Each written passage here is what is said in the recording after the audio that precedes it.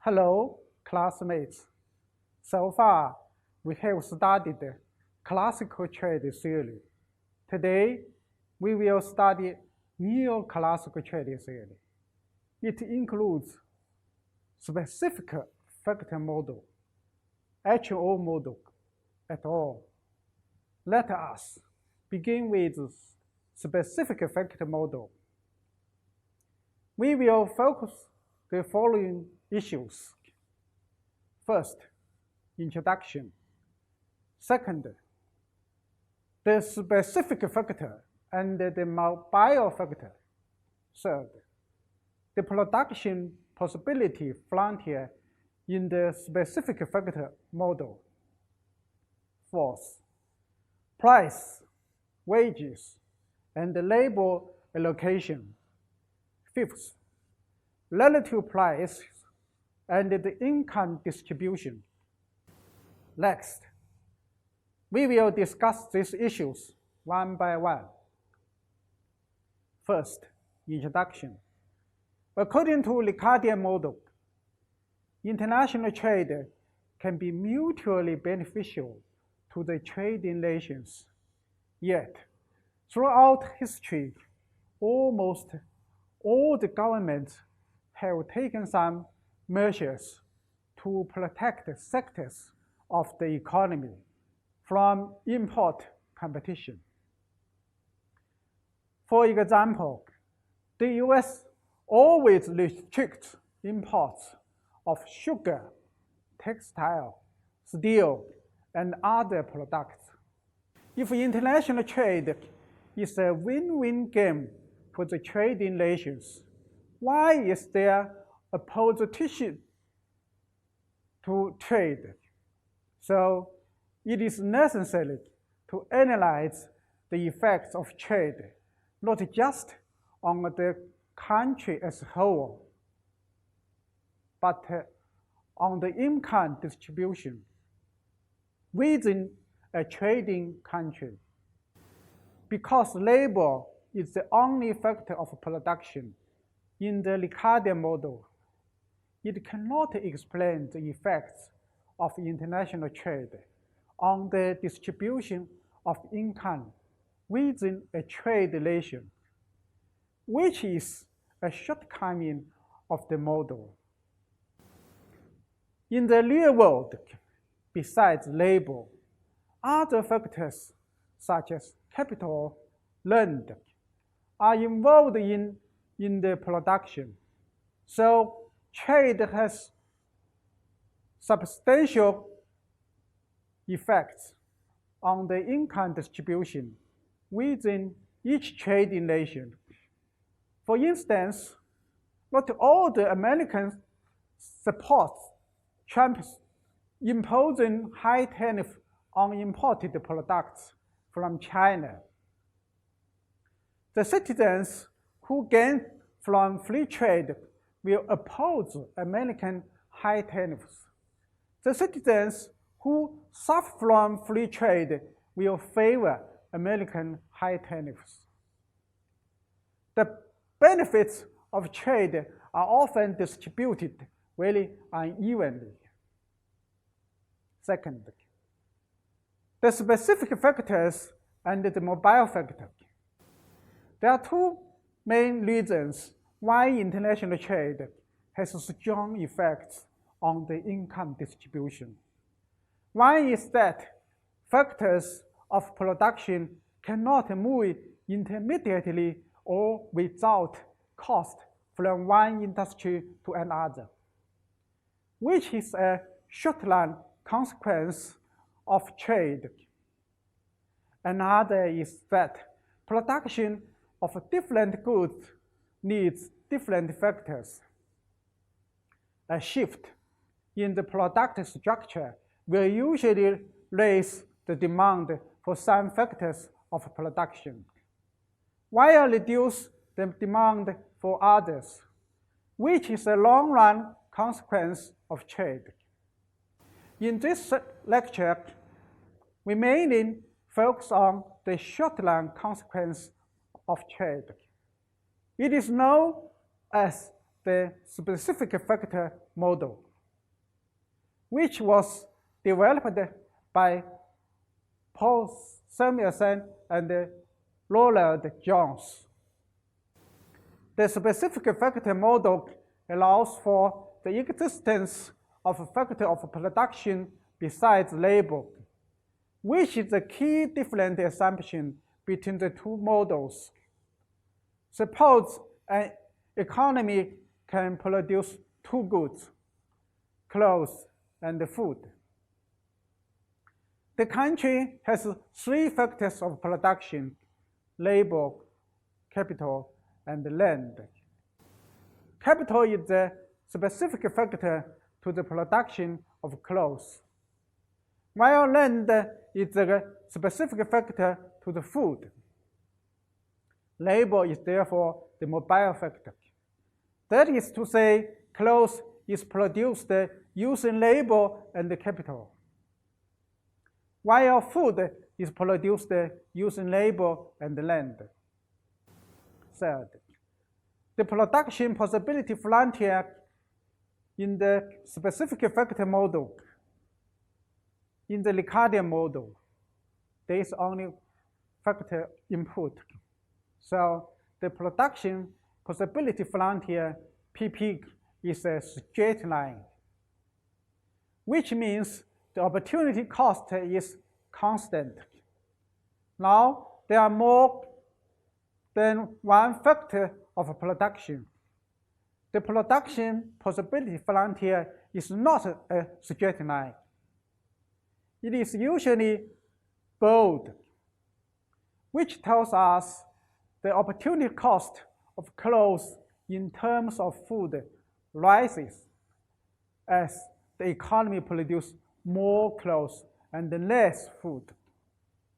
The curvature of PP reflects diminishing returns to labor in each sector. Look at Figure 1. Because resources are limited, to increase output of clothes, the economy must sacrifice some output of food.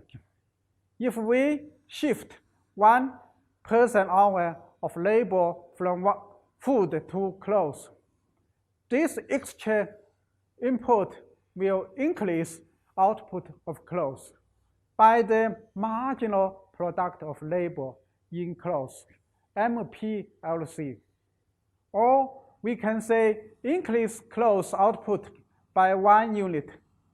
We must increase labor input by 1 hour MPLC hour. But in 1 hour MPLC hours, we can produce MPLF over MPLC food. So the opportunity cost of clothes in terms of food is MPLF over MPLC. Because the slope of PP measures the opportunity cost of clothes, we can get slope of production possibility curve equals minus MPLF over MPLC. As more labor shift from food to clothes, that is, LC rises. The marginal product of labor in clothes, MPLC, falls. Correspondingly, LF falls. The marginal product of labor in food, MPLF, rises. With more and more labor moving to the clothes sector, the opportunity cost of clothes increases, and the PP gets steeper. Look at Figure 1.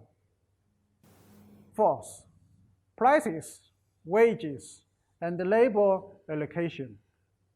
Next, we will discuss how much labor will be employed in each sector. in completely competitive market. Profit maximizing employers will demand labor up to the point where the value produced by an additional person hour equal the cost of employing that hour. Take the clothes production as an example. The value of additional person hour is the marginal product of labor times the price of 1 unit of clothes, MPLC times PC. The cost of employing equals the wage rate of labor, W. So employers will therefore hire workers up the point where MPLC times PC equals W. Because of diminishing returns, the marginal product of labor slopes downward. So for any given price of PC, the value of that marginal product, MPLC times PC, will also slope downward. We can therefore think of equation 1 as the demand curve for labor in closed sector. If other things equal, the wage rises. Employers will tend to hire fewer workers. Similarly, in the sector of food, we also can get equation 2. In the specific factor model, labor is mobile factor. When wages are different in two sectors, labor will move from the low wage sector to the high wage sector until wages are identical. We can put the two labor demand curves into a diagram. Look at figure 2. The horizontal axis represents the total labor supply, L. Measuring from the left to the diagram, we show the value of the marginal product of labor in clothes, which is the demand curve for labor in the closed sector. Measuring from the right, we show the value of the marginal product of labor in food, which is the demand curve for labor in food. The equilibrium point will be located at the intersection of these two demand curves for labor. At point 1, the wage rate between two sectors equals. That is the following equations. The equation tells us that at the production point, PP must be tangent a line whose slope is minus the relative price of clothes. Look at figure 3, and it also implies that when the prices of food and clothes change, it may have effects on the distribution of income. What happens to the allocation of labor and the distribution of income when the prices of food and clothes change? We consider two cases of price changes. First case, an equal proportional increase in the prices of clothes and food. Please look at figure 4. Let's first consider the case of an equal proportional change in both PC and PF. If the prices of both goods increase by 10%, the two labor demand curves will both shift up by 10% as well. However, the allocation of labor between the sectors and the outputs of the two goods does not change, which means no real changes occur. Second case, a rise in the price of clothes. Then consider the effect of a price change that does affect relative price. Please look at Figure 5. Assume the price of clothes PC increase by 7%, while the price of food PF keeps constant. The increase in PC shifts the clothes labor demand curve in the same proportion as the price increase and shifts the equilibrium from point 1 to point 2. We will find two important facts about the result of the shift. First, also the wage rate W rises. It rises by less than the increase in the price of clothes. Here, in our example, PC increases by 7%, but the wage rises by a smaller proportion, less than 7%. Second, when only PC rises or relative price rises, labor shift from the food sector to the clothes sector, and the output of clothes rises, while that of food falls. That is why W doesn't rise as much as PC. Recall, W equals MPCLC times PC. Although PC increases, MPLC falls, so W rises by less than the increase in the price of clothes PC. Fifth, relative prices and the income distribution. At last, let's look at what this outcome implies for the incomes of three groups: workers, owners of capital, and owners of land. Workers find the wage rate W has risen, but less than the rise in PC. Thus, the real wage in terms of clothes W over PC falls, while the real wage in terms of food W over PF rises. It is hard to say whether workers are better or worse off, which depends on the relative importance of clothes and food in workers' consumption. Owners of capital, however, are definitely better off. Capital is the specific factor to clothes.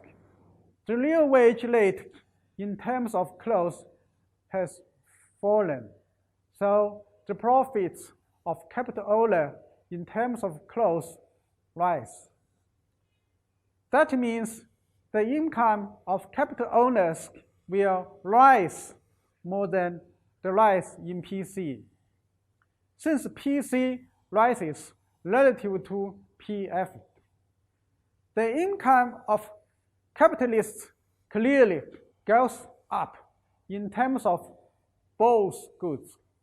Conversely, landowners are definitely worse off.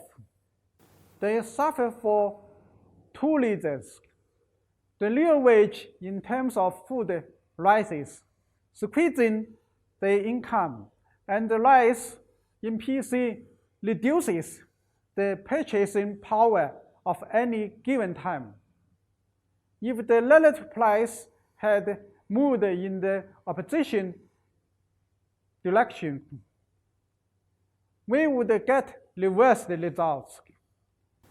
The effect of a relative price change on the income distribution can be summarized as follows. The factor specific to the sector whose relative price increase is definitely better off. The factor specific to the sector whose relative price decreases is definitely worse off. The change in welfare for the mobile factor is ambiguous. That's all for this lecture. Thanks for your joining. See you next time.